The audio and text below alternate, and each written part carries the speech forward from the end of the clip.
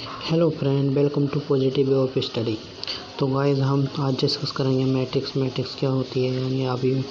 तो हम गाइस देखते हैं कि यहाँ पर 3 लड़कियों का डाटा दे रखा है। 15, 10, 13 बुक्स हैं। इन तीनों की कॉलम्स हैं 6, 2 एंड 5। तो गाइस इनको इसी तरह से लिखने में तो हमें क्या वर्टिकल लाइन मिलती है, इस तरह से लिखने में वर्टिकल मिलती है, इस तरह से हॉरिजॉन्टल मिलती है। तो गाइस जो हमारी वर्टिकल लाइन है वह हमारी कॉलम कहलाती है। तो इसमें 2 कॉलम हो जाएंगे और 3 रो हो जाएंगी, पहली, दूसरी, तीसरी 3 रो हो जाएंगी इस तरह से। तो गाइस हम देख सकते हैं, अगर इसी डाटा को हम उल्टा करके लिख दें यानी रो को कॉलम बना दें और कॉलम को रो बना दें, तो इस तरह से जो रो है हमारी, तो ये 2 बन जाएंगी, 2 रो हो जाएंगी क्योंकि कॉलम जो रो की फॉर्म में चेंज हो गई। तो इस तरह से हमारे जो ये वर्टिकल जो लाइन मिलती है, वर्टिकल जो फॉर्म में डाटा मिलता है, तो हम इसको गाइस कॉलम कह देंगे। तो ये हमारे 3 कॉलम हो गए, 2 रो हो गए। आगे बात करते हैं मैट्रिक्स क्या होती है। तो गाइस जो मैट्रिक्स होती है हमारी, वो क्या होती है, अवयवों का एक आयताकार क्रम विन्यास होती है। यानी जो अवयव है हमारा रेक्टेंगुलर में जो उसमें जो ऑर्डर दिए गए हैं, इस तरह से डाटा 2, 3, 4 इस तरह से जो रो और कॉलम होते हैं, तो उनको हम मैट्रिक्स बोल देते हैं। तो गाइस ये हमारा इसमें जो हमारा 3 रो हैं, 1, 2, 3 रो हैं और 2 कॉलम है। तो ये हमारा 3 × 2 मैट्रिक्स हो जाएगा। और इस तरह से ये देख सकते हैं, यहाँ पे 3 हमारे रो हैं और 3 कॉलम हैं। तो यहाँ पे 3 × 3 हमारा मैट्रिक्स हो जाएगा। यहाँ पे देख सकते हैं गाइस 3 हमारे कॉलम हैं और 2 रो हैं। और हॉरिजॉन्टल या क्षैतिज क्या होती है, रो होती हैं। तो गाइस यहाँ पे देख सकते हैं, तो 2 रो गाइस हम पहले लिखते हैं, हमेशा ये देख सकते हैं। तो 2 × 3 क्या हो जाएगा, हमारा मैट्रिक्स हो जाएगा। आगे जानते हैं गाइस मैट्रिक्स के ऑर्डर को जानते हैं। तो ऑर्डर कुछ नहीं होता है गाइस, सिर्फ m × n होता है। यानी m होता है हमारा रो और जो n होता है हमारा कॉलम होता है। यहाँ पे बताना होता है कि m रो कितनी है, कॉलम कितनी है, वो उसका ऑर्डर कहलाता है गाइस। तो यहाँ पे देख सकते हैं a11 जो है एक एलिमेंट है। तो एलिमेंट भी देख सकते हैं गाइस, एलिमेंट कैसे निकालते हैं, क्योंकि यहाँ पे 1 रो है, पहली रो है और दूसरी रो है। यहाँ पे देख सकते हैं पहला कॉलम, दूसरा कॉलम। तो ये पहला कॉलम पहली रो की पहला एलिमेंट होगा गाइस a11। तो दूसरी कॉलम और पहली रो और दूसरी कॉलम का एलिमेंट होगा a12। तो गाइस इस तरह से हम यहाँ से एलिमेंट निकाल सकते हैं। इसी तरह से ये गाइस a23 है, तो वो किस तरह से आया है, 2 जो है हमारी रो होती है गाइस और 3 कॉलम होता है। तो a23 हमारा एलिमेंट आ जाएगा। इस तरह से गाइस हम ऑर्डर निकाल लेते हैं, ऑर्डर m × n से निकालते हैं और इस तरह से गाइस हम एलिमेंट निकाल सकते हैं। तो गाइस चलते हैं नेक्स्ट टॉपिक की ओर। नेक्स्ट टॉपिक है हमारा टाइप ऑफ मैट्रिक्स। तो इसमें टाइप ऑफ मैट्रिक्स में फर्स्ट टॉपिक है हमारा कॉलम मैट्रिक्स। तो गाइस हमारा कॉलम मैट्रिक्स वो मैट्रिक्स होता है जिसका केवल 1 कॉलम हो, यानी 1 कॉलम हो। और हमारा ये जो है रो के ऊपर डिपेंड नहीं करता, रो कितनी भी हो, लेकिन हमारा गाइस कॉलम 1 होना चाहिए, वर्टिकल 1 होना चाहिए। तो जो हमारा कॉलम है तो हमारा m × 1 होगा, क्योंकि रो × कॉलम होता है। m हमारी रो होती है और n होता है रो, कॉलम होता है, m हमारी रो होती है और n रो होता है। तो इसमें m × 1 से शो करेंगे, क्योंकि हमारा जो रो कितनी भी हो सकता है लेकिन कॉलम 1 होना चाहिए। तो इस टाइप के आर्ग्यू को हम मैट्रिक्स आर्ग्यू कहते हैं। और गाइस हम बात करेंगे अब रो मैट्रिक्स की। तो रो मैट्रिक्स भी सेम इसी की जैसा होता है, लेकिन इसके नाम से ही पता लगता है। इसमें रो क्या होना चाहिए, ओनली 1 रो होनी चाहिए, एक पंक्ति होनी चाहिए। इसको गाइस 1 × m से लिख सकते हैं, क्योंकि m जो होता है हमारा रो होता है और रो इस मैट्रिक्स में क्या होनी चाहिए, 1 होनी चाहिए। n के ऊपर डिपेंड नहीं करेगा, n कितना भी हो सकता है। तो गाइस इस टाइप के रो को हम इस टाइप मतलब मैट्रिक्स को रो मैट्रिक्स या पंक्ति आव्यूह कहते हैं। अब गाइस देखते हैं स्क्वायर मैट्रिक्स क्या होता है। गाइस आप सब जानते होंगे स्क्वायर क्या होता है, जिसकी साइडें बराबर होती हैं। तो रो मैट्रिक्स में स्क्वायर किस तरह से होगा, तो रो मैट्रिक्स में स्क्वायर गाइस इस तरह से होता है। जो हमारा m होता है वो n के इक्वल होना चाहिए, यानी जितना रो है, यानी 3 रो है तो 3 ही कॉलम होना चाहिए। तो वो हमारा क्या कहलाएगा, वर्ग स्क्वायर मैट्रिक्स कहलाएगा। या 2 रो है तो 2 ही कॉलम होना चाहिए, तो वह हमारा स्क्वायर मैट्रिक्स कहलाता है। जैसे कि इसमें देख सकते हैं गाइज कि ये एग्जांपल दे रखा है, इसमें 3 रो है और 3 कॉलम है, तो ये हमारा स्क्वायर मैट्रिक्स कहलाएगा। आगे देखते हैं विकर्ण क्या होता है गाइज। तो विकर्ण जो होता, तो गाइज जो हमारा विकर्ण है, यहाँ पे हम देख सकते हैं विकर्ण के जो अवयव होते हैं या एलिमेंट होते हैं, तो गाइज उनको हम शो करते हैं A11 से, देख सकते हैं A11 से शो करते हैं, और दूसरा A22 से शो करते हैं, और A33 से। यानी जितना कॉलम रो होता है उतना कॉलम होता है, तो वो हमारे एलिमेंट होते हैं किसके, इस वर्ग के, डायगोनल के या विकर्ण के अवयव होते हैं। यानी जितना रो होगा जितना कॉलम होगा, और जितना रो और जितना कॉलम, 3 रो होना चाहिए, 3 रो होना चाहिए, 3 कॉलम होना चाहिए, तो इस टाइप के एलिमेंट को गाइज बोल देंगे विकर्ण के एलिमेंट है। तो गाइज हम जानते हैं विकर्ण क्या होता है, डायगोनल मैट्रिक्स क्या होती है। तो डायगोनल मैट्रिक्स वो मैट्रिक्स होती है गाइज जिसके विकर्ण के अलावा सारे एलिमेंट क्या होते हैं, हमारे जीरो होते हैं। जैसे ये देख सकते हैं सारे के सारे एलिमेंट जीरो हैं।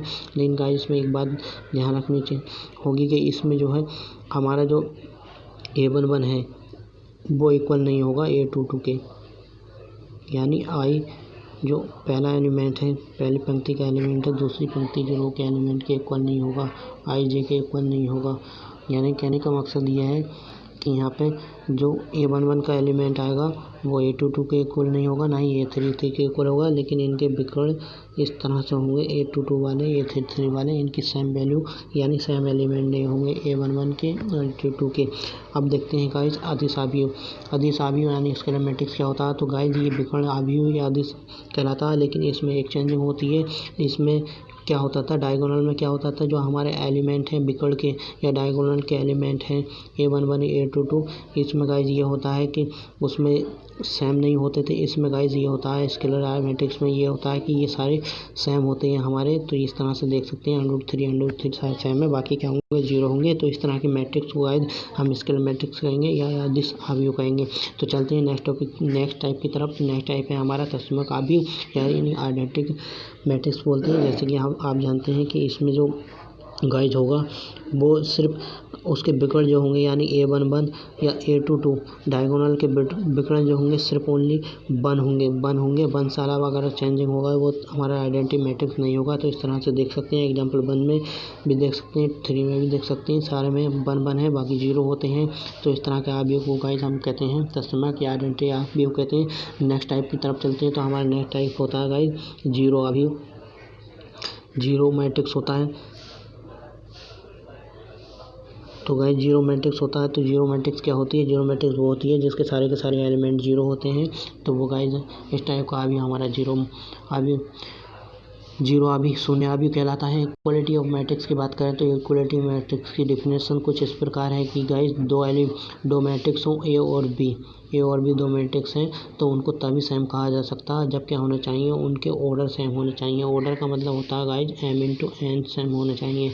यानी 3 कॉलम है तो 3 रो होनी चाहिए, या 3 कॉलम है तो दूसरी मैट्रिक्स का भी 3×3 होगा, या 2×3 ए मैट्रिक्स का ऑर्डर है तो दूसरी मैट्रिक्स का भी क्या होना, बी मैट्रिक्स का भी क्या होनी चाहिए, 2×3 ही होना चाहिए ऑर्डर। तो गाइज इस तरह से हमारा जो है ये आइडेंटिटी इक्वालिटी मैट्रिक्स को प्रूव करता है। और गाइज इसका एक कंडीशन और है, और सारे एलिमेंट उसके इक्वल होने चाहिए मैट्रिक्स बी के। यानी जो ए मैट्रिक्स में एलिमेंट है वो बी मैट्रिक्स में एलिमेंट होने चाहिए। तो इस तरह से देख सकते हैं कि 2 का 3 के साथ, 3 का 4 के साथ सिमिलरिटी दिखा रहा है। यहाँ पे देख सकते हैं 3 2 के साथ सिमिलरिटी नहीं दिखा रहा है। तो ये इस तरह के मैट्रिक्स जो है हमारी गाइज क्या नहीं हो सकती, इक्वालिटी मैट्रिक्स नहीं हो सकती। तो गाइज देख सकते हैं कि यहाँ पे एक एग्जाम दिया है, एक्स के इक्वल माना गया है यहाँ पे -1.5 के, तो x = 1 -1.5 लिख देंगे। तो गाइज यहाँ पे बाई और 0 सेम प्लेस पे हैं तो y = 0 हो जाएगा। इसी तरह से z और 2 सेम प्लेस पर हैं तो z = 2 हो जाएगा। इसी तरह से a और √6 सेम प्लेस पे हैं तो a = √6 हो जाएगा। इसी तरह से c = 2 हो जाएगा। तो गाइज चलते हैं हम नेक्स्ट क्वेश्चन नंबर 1 की तरफ। तो इस मैट्रिक्स में कुछ ए मैट्रिक्स दे रखी है जिसका गाइज हमें बताना है ऑर्डर ऑफ मैट्रिक्स बताना है, और दूसरा नंबर ऑफ एलिमेंट बताने हैं, कितने एलिमेंट्स हैं टोटल यहाँ बताने हैं। एलिमेंट A13 क्या है, A21 क्या है, A33 क्या है। तो गाइज हम देखते हैं कि नंबर ऑफ ऑर्डर क्या होता है। तो ऑर्डर ऑफ मैट्रिक्स क्या होता है, m×n होता है गाइज, m×n होता है। हम जानते हैं कि इसमें कितने रो कितनी है इसमें, तो रो देख सकते हैं 1 2 3 रो हैं। तो गाइज 3 हो जाएगा ये। और जो हमारा कॉलम है गाइज 1 2 3 4, यानी 4 क्या है हमारा कॉलम है। तो गाइज यहाँ पे ऑर्डर आ गया हमारा 3 इंटू 4। अब बात करें हम एलिमेंट की, तो एलिमेंट गाइज यहाँ से भी गिन सकते हैं। 4 कॉलम है हमारे और 3 रो हैं, तो 4 से कितना हो जाएगा 12 हो जाएगा।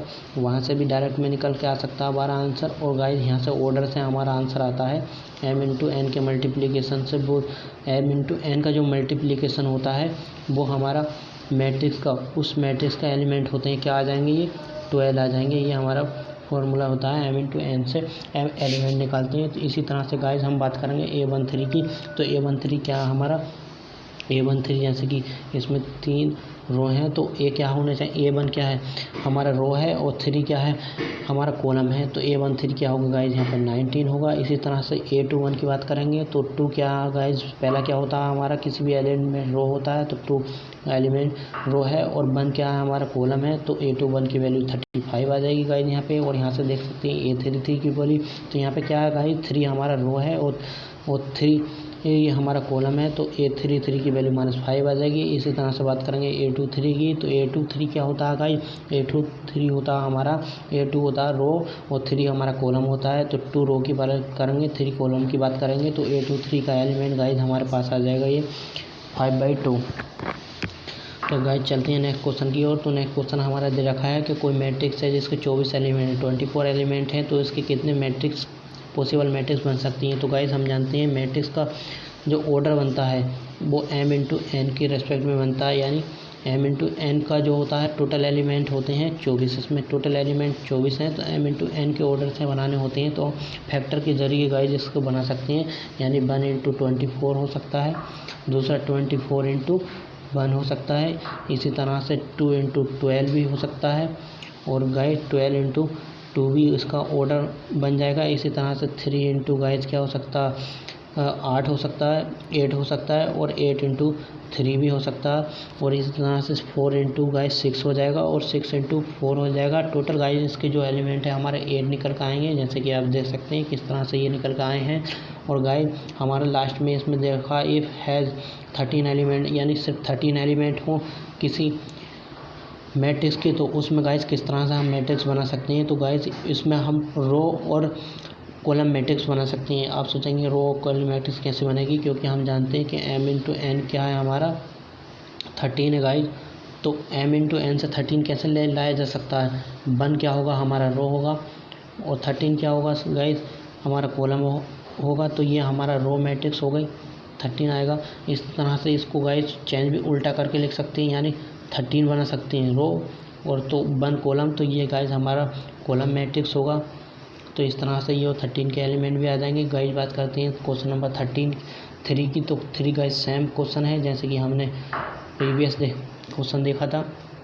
तो इसमें 18 एलिमेंट के पॉसिबल ऑर्डर बताने हैं, यानी 18 किसके बराबर होता है, एलिमेंट किसके बराबर होता है हमारा ऑर्डर m इंटू एन के। तो इसका ऑर्डर निकालेंगे 1 इंटू 18 हो जाएगा गाइज। दूसरा एलिमेंट हमारा इसका हो जाएगा 18 इंटू 1 हो जाता है। इसी तरह से 2 इंटू 9 हो सकता है, तो 9 इंटू 2 भी हो सकता है, 3 इंटू 6 हो सकता है, तो गाइज 6 इंटू 3 भी हो सकता है।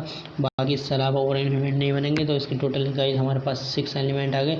अब बात करते हैं हमारे जो लास्ट में एक एलिमेंट 5 एलिमेंट, अगर 5 एलिमेंट हो तो क्या होगा। तो गाइज हमें मालूम है कि m इंटू एन का क्या होता है 5। तो गाइज यहाँ से देख सकते हैं 5 एक और नंबर है, तो इसकी क्या कॉलम मैट्रिक्स और रो मैट्रिक्स बनेगी, यानी 1 इंटू 5 कर देंगे तो ये हमारी रो मैट्रिक्स बन गई, और 5 इंटू 1 कर देंगे तो गाइज ये हमारी कॉलम मैट्रिक्स बन गई। तो ये 2 मैट्रिक्स बना सकता है ओनली। तो गाइज आपको पता चल गया होगा कि टाइप के किस तरह से यूज कर सकते हैं, जो हमारे टाइप ऑफ मैट्रिक्स थे उनके यूज़ यहाँ पे किस काम में आ रहे हैं। तो गाइज नेक्स्ट क्वेश्चन देखते हैं। हमारा क्वेश्चन नंबर 5 है। क्वेश्चन नंबर 5 दे रखा है, इसमें A11 की वैल्यू और A12 की वैल्यू बतानी है। तो देख सकते हैं 4 हमारा A11 के प्लेस पे y के इक्वल है, तो guys x equal to y लिख सकते हैं। वो x equal to guys y equal to क्या लिख सकते हैं 4 लिख सकते हैं, और x जो है यहाँ पे देख सकते हैं 1 के इक्वल है तो 1 लिख सकते हैं। इस तरह से z हमारा जो गाइज है यहाँ पे z देख सकते हैं, z कौन से प्लेस पे 3 के प्लेस पे है फर्स्ट मैट्रिक। तो गाइज z इक्वल टू 3 आ जाएगा।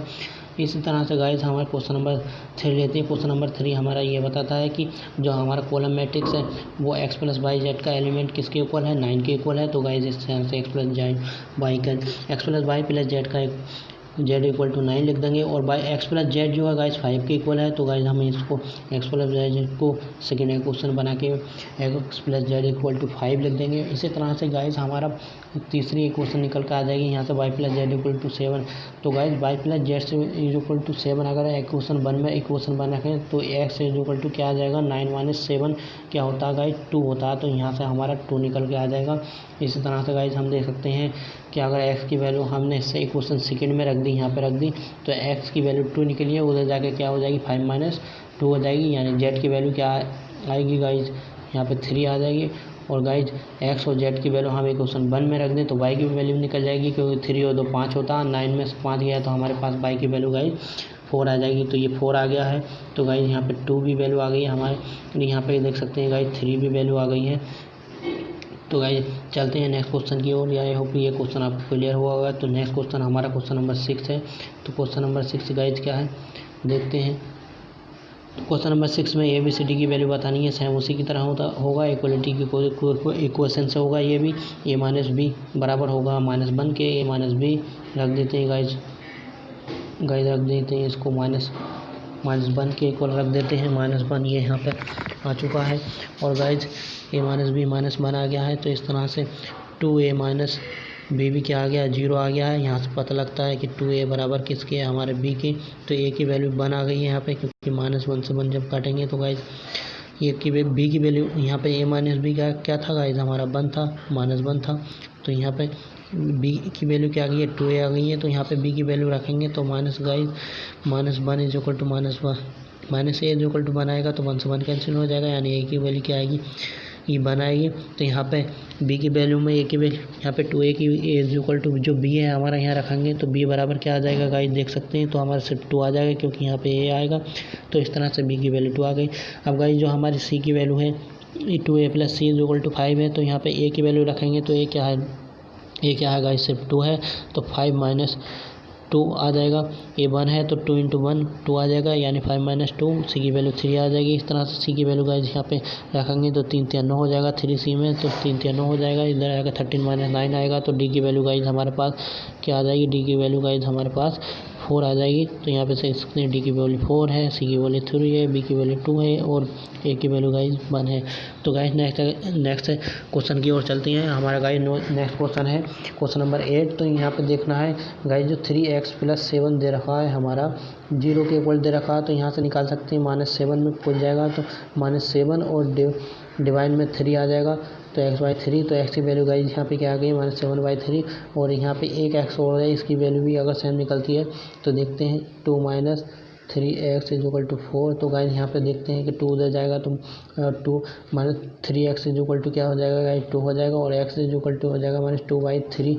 तो देख सकते हैं गाइस यहाँ पे -2/3 x की वैल्यू है, यहाँ पे 7/2 है। तो गाइस यहाँ पे 7/3 है। तो गाइस यहाँ से पता लगता है ये वैल्यू x की सेम नहीं है, तो ये मैट्रिक्स सेम नहीं हो सकती। और मैं इक्वलिटी मैट्रिक्स की क्या शर्तें होती हैं, क्या कंडीशन होती है गाइस, जैसे कि हमने देखा कि उसमें एलिमेंट सेम होने चाहिए, इसलिए x के एलिमेंट सेम नहीं है, तो ये नॉट पॉसिबल मैट्रिक्स होगी। तो गाइस चलते हैं नेक्स्ट क्वेश्चन की ओर। नेक्स्ट क्वेश्चन है हमारा क्वेश्चन नंबर 9।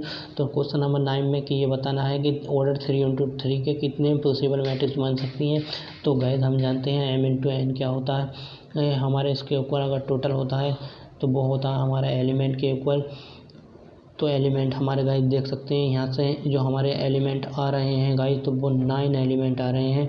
तो गाइस जो 9 एलिमेंट हैं यानी 2 जो ऑर्डर होता है, ऑर्डर मैट्रिक्स होता है उसका 2 की पावर n कर देते हैं तो हमारे पॉसिबल मैट्रिक्स बन सकती है, यानी कितनी मैट्रिक्स बन सकती है ये पता चल जाएगा। तो गाइस देख सकते हैं m×n की वैल्यू हमारे पास 9 आई है। तो 2 की पावर 9 रखने पर हमें मिलेगा 512 मिलेगा, क्योंकि 2 की पावर 9 512 होती है। यहाँ पे देख सकते हैं गाइस 512 हो गया है यहाँ पे। तो गाइस यहाँ पे टोटल पॉसिबल मैट्रिक्स 512 बन जाएंगी। तो गाइस आई होप ये लेक्चर आपको समझ में आया होगा। अगर अच्छा लगा है तो इस चैनल को सब्सक्राइब करें, वीडियो को शेयर करें और लेटेस्ट वीडियो के लिए बेल आइकन को प्रेस करें।